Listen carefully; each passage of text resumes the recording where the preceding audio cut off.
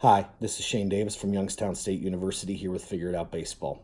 Today I'm going to start what's hopefully going to be a series of book reviews that could hopefully apply to a lot of the coaches out there. I do think that if we're going to focus on and stress academics and intellectual development out of our players, whether it be high school or younger, all the way up through college, I think it's only fair of us to expect the same type of dedication to constant learning and evolution intellectually out of ourselves. So, a little background on me as a reader. I do enjoy reading. I started out when I got into coaching trying to read, more sports specific leadership type books. The John Gordon, Energy Bus, Win the Locker Room, things like that. And while I think those are really good books, I think what happened to me was you deal with sports so much in baseball.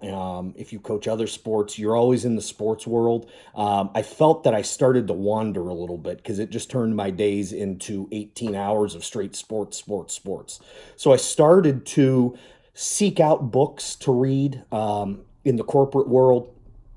Started reading a lot of military history books, military strategy, and started reading a lot of bios and things to deal with presidents and other world leaders. And I found throughout that there's a lot of things that can dovetail from a leadership standpoint. Where thinking outside the box, there's things that you could find in books and researching things like that you can apply from a psychological standpoint to coaching. I'm going to share with you for my first installment, one of my favorite books. It's more of a corporate leadership book, but I think it really hits things that we try to do as coaches.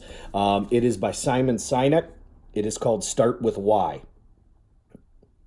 Now, little background on this book, and I'm sure a lot of us, if we haven't done them, are familiar with, why boards, why exercises, things like that. And inevitably, when you try to do that with your team or with your students, if you're a teacher slash coach, inevitably it turns into, why do I wake up in the morning?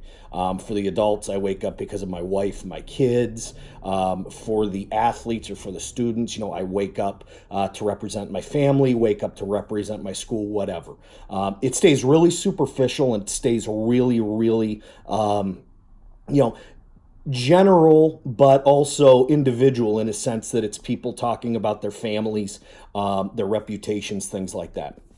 What this book does is it takes that same premise, but it kind of blows that up. Where us as coaches, here they use Apple as one of the big examples, but us as coaches need to figure out why our team or our organization exists. What is it that we are trying to do as an organization? In those more general exercises we've done, a lot of times the coaches say, I wake up because of my family, I want to raise my family, which is a great intention. But for us to be successful and for us to have some sort of a, for lack of a better term, corporate culture within our teams, we need to figure out why our team exists. Is it we are trying to develop great citizens, future husbands?